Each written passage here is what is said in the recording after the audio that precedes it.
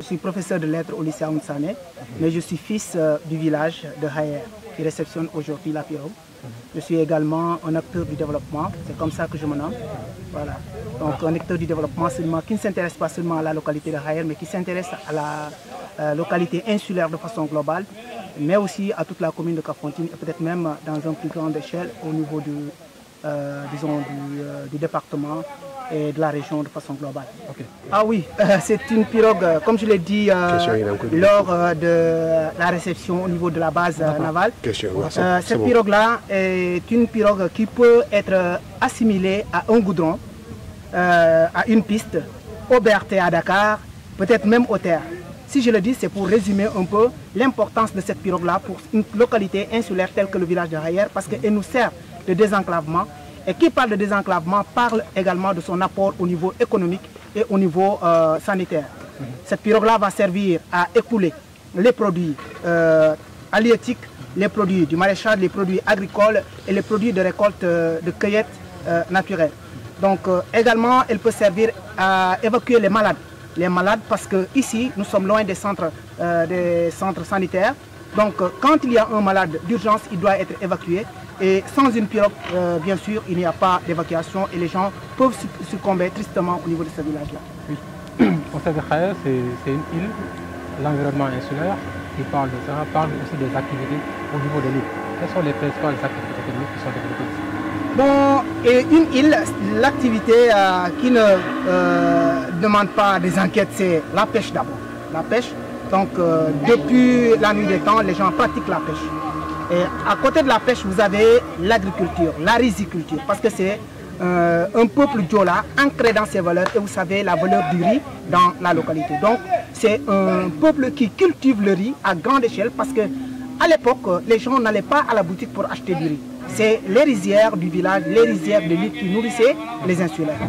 Il y a à côté maintenant les GIE de femmes qui font le maraîchage avec leur plateforme. Donc ils font le maraîchage avec des oignons, en tout cas les légumes de façon globale. Il y a également des particuliers, c'est-à-dire les familles qui cultivent aussi, qui font les légumes, le maraîchage de façon globale.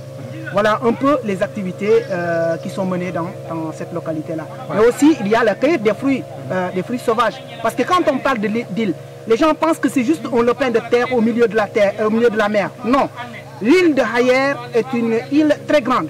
Parce que entre Hayer et Hitou, par exemple, il te faut 9 km de marche. Et entre Hayer et Bakazouk, c'est 9 km de marche sans voir de l'eau.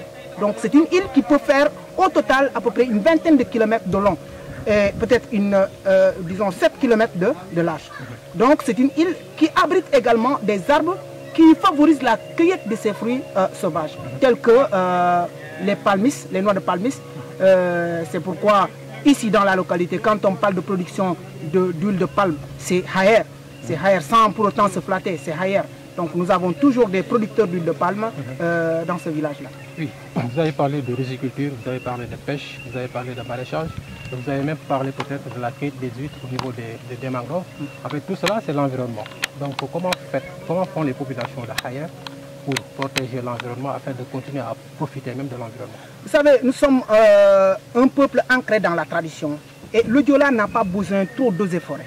Parce qu'il y a des milieux interdits de coupe d'arbres, par exemple. Traditionnellement, il y a de ces forêts ici. La forêt qui fait face à toi, c'est une forêt que personne n'osera toucher. Personne ne va abattre les arbres qui sont, sauf cas de besoin urgent dans le village.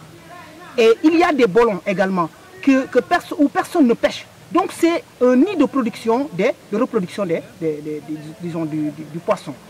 Et il y a des localités également où personne ne peut exploiter à sa guise les huîtres. Ce qui fait qu'en permanence, dans la localité, vous avez des huîtres, vous avez des mollusques, parce qu'il y a des interdits qui sont là. Bon, je disais que c'est un peuple ancré dans la tradition. Donc vous avez des forêts où personne n'ose abattre un arbre, parce qu'il y a des interdits qui sont là depuis la nuit des temps.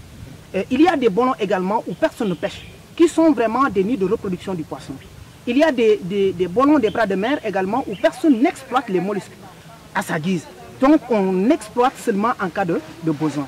Donc c'est ce qui fait que nous gardons vraiment l'environnement. En fait, le Diola traditionnel qui vit dans la tradition est quelqu'un qui vit en parfaite harmonie avec la nature.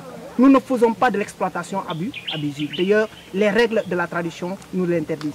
Et ce qui fait que ceux qui viennent exploiter ici, les étrangers, qui viennent exploiter, on les appelle étrangers, mais c'est les Sénégalais souvent, qui viennent exploiter, qui viennent pêcher, qui viennent chercher les mollusques et consorts, nous les considérons comme étant des agresseurs. Parce qu'ils ne peuvent pas maîtriser les règles de la société. Ce qui fait qu'ils vont aller déranger les poissons qui sont reculés dans ces ballons interdits et qui se reproduisent à une grande quantité. Après, ce sont ces poissons-là que nous repêchons après pour notre consommation ou bien pour la commercialisation. C'est ça. Donc, si l'on comprend bien, il y a des mécanismes traditionnels de protection de l'environnement. Oui, oui, oui. Ici, il y a la protection. La protection, personne n'ose. Parce que vous savez, en ville, il y a les gendarmes, les eaux et forêts et consorts. Donc, ce qui fait que quand tu ne vois pas un agent de sécurité, tu peux faire d'autres choses. Mais ici, on pense qu'on est surveillé en permanence par les esprits, par les fétiches. Quand on dit que telle chose est interdite, donc personne n'ose braver cela. Ce qui fait que même les étrangers qui viennent et qui vont aller dans l'ignorance exploiter certaines choses, rien ne les arrive. Parce que dans la tradition, quand vous ne savez pas, vous ne savez pas. Maintenant, quand on t'interdit, on te dit de ne pas toucher à telle chose, tu le fais. Après, vraiment, les conséquences, c'est toi qui vas les assumer. Okay.